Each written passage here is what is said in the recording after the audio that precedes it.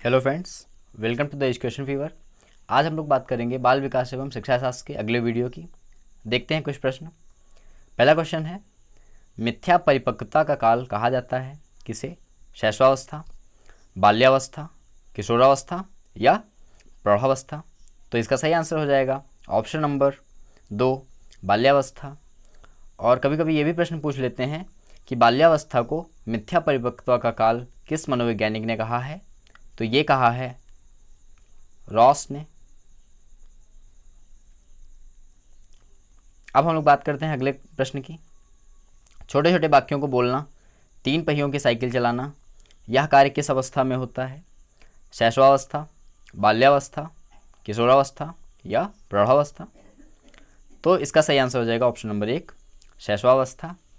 और शैशवावस्था में ही लड़कों की अपेक्षा जो होता है, लड़कियों की भाषा विकास अधिक होता है, इसीलिए लड़कियां अधिक स्पष्ट बोल पाती हैं और ज़्यादा बातूनी होती हैं। अब हम लोग बात करते हैं अगले प्रश्न की। निम्न में से किस घटना की ओर बालक सर्वप्रथम आकर्षित होना प्रारंभ करता है? ऑप्शन दिए हुए हैं प्रकाश, ध्वनि, माँ, भोजन। तो इसका सही आंसर हो जाएगा ऑप्शन नंबर 1, प्रकाश, क्योंकि बालक एकदम से लाइट में आता है तो वो इससे आकर्षित होना प्रारंभ करता है। अब हम लोग बात करते हैं अगले प्रश्न की। बालक बालिकाओं को सर्वाधिक समायोजन करना पड़ता है कौन सी अवस्था में? वयः संधिकाल, किशोरावस्था, शैशवावस्था या बाल्यावस्था? तो इसका सही आंसर हो जाएगा वयः संधिकाल में। और ये वयः संधिकाल ये कब से कब तक बीच होती है?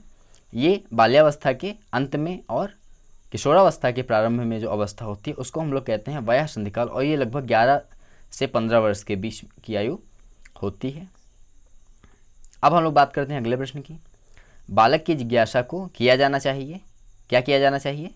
शांत किया जाना चाहिए। अगर बालक के मन में कुछ भी जिज्ञासा है तो उसको हमको शांत किया जाना चाहिए, ना कि उसका दमन करना चाहिए। दमन होता है कि उसके अंदर जो भी कुछ भी, अगर वो कुछ पूछता है तो उसको हम लोग बिना बताए ही उसको हम लोग डांट कर या इग्नोर करके टाल देते हैं। तो ऐसा नहीं करना चाहिए। अगर बच्चा कुछ भी पूछता है तो उसके सवालों का जवाब हमको देना चाहिए, उसकी जिज्ञासा को शांत किया जाना चाहिए।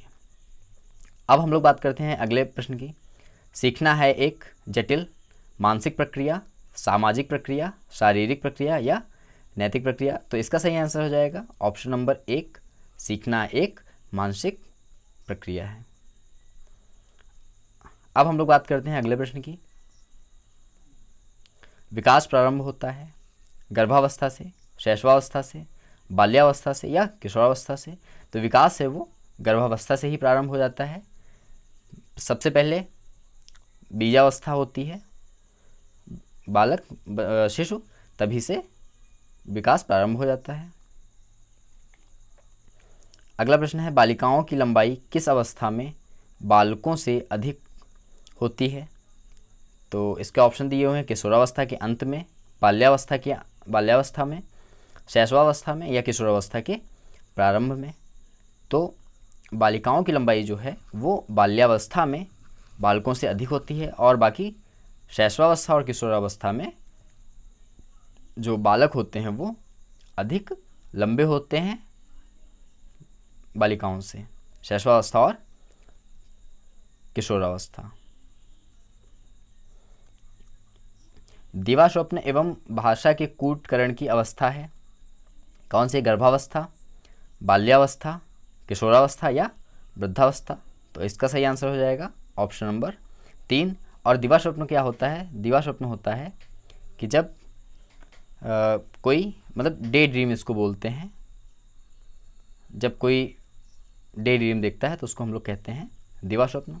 मतलब जब हम लोग कुछ इमेजिन करते हैं कि हम लोग ऐसा करेंगे, इसको बोलते हैं हम लोग दिवा स्वप्न। लास्ट क्वेश्चन देखते हैं। विकास के संबंध में सही कथन है।